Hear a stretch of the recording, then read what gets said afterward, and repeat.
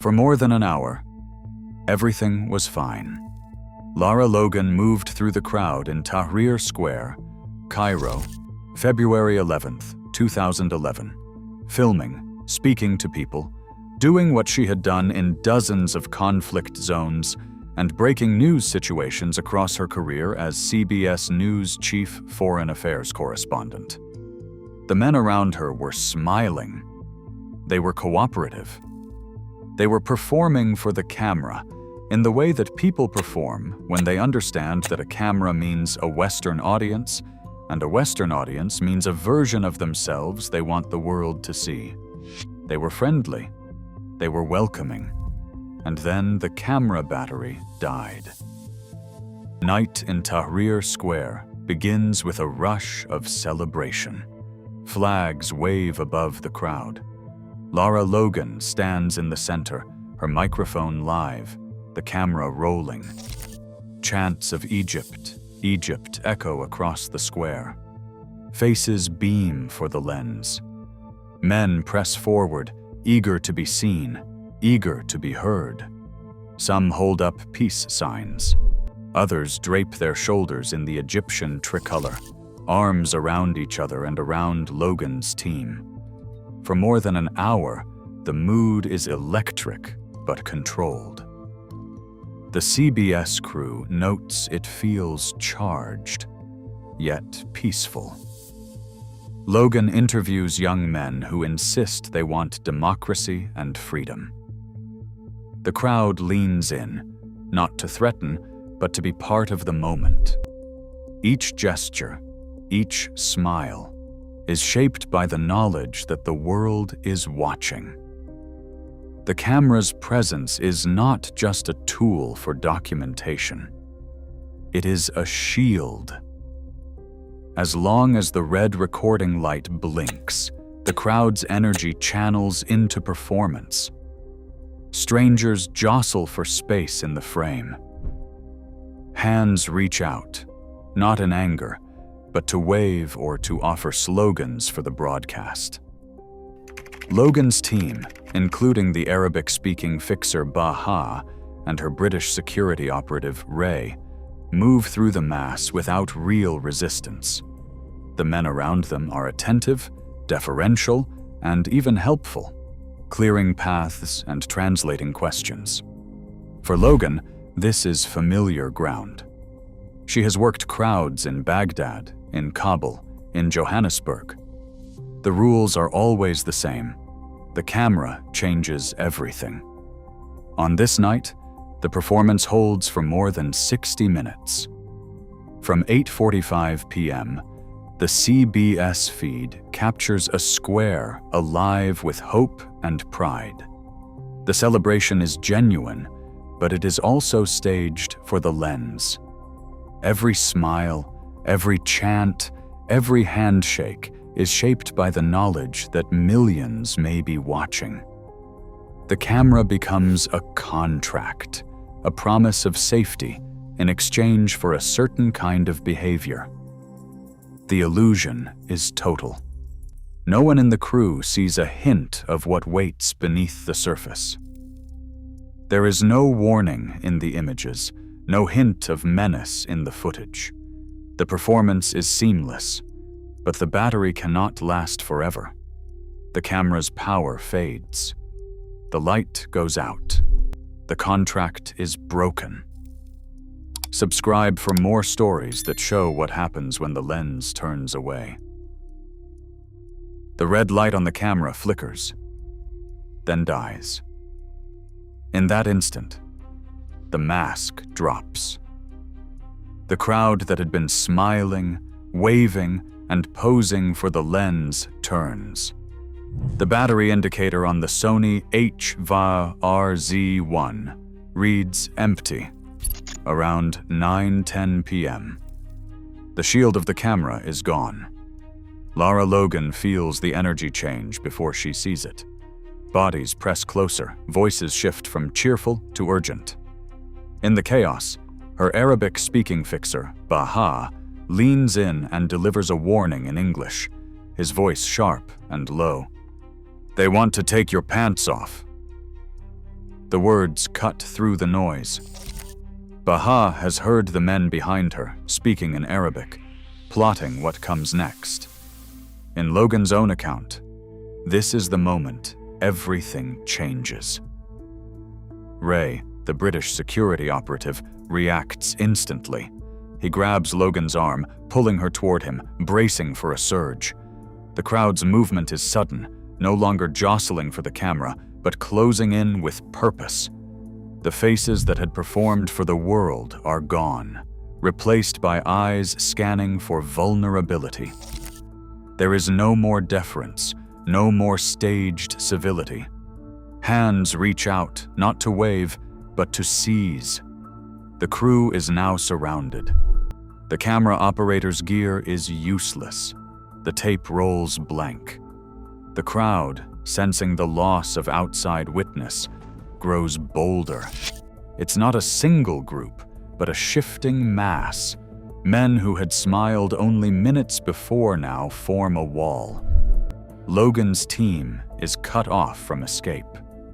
She hears the crowd's language change, the tone turning from celebration to something predatory. Shouts in Arabic ripple through the air, echoing Baha's warning. The phrase is not a threat. It's a plan being set in motion.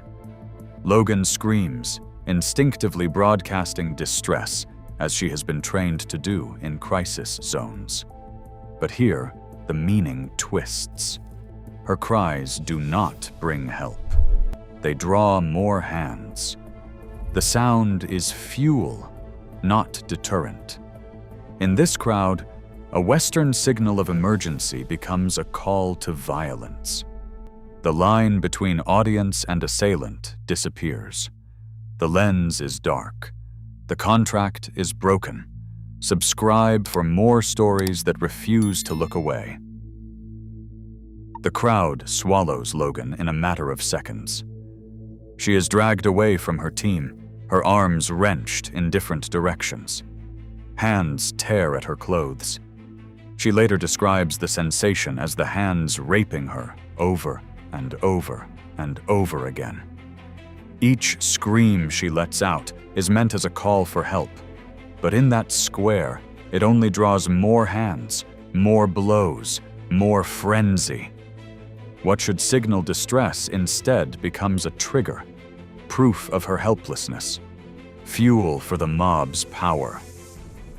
A shout rises above the chaos.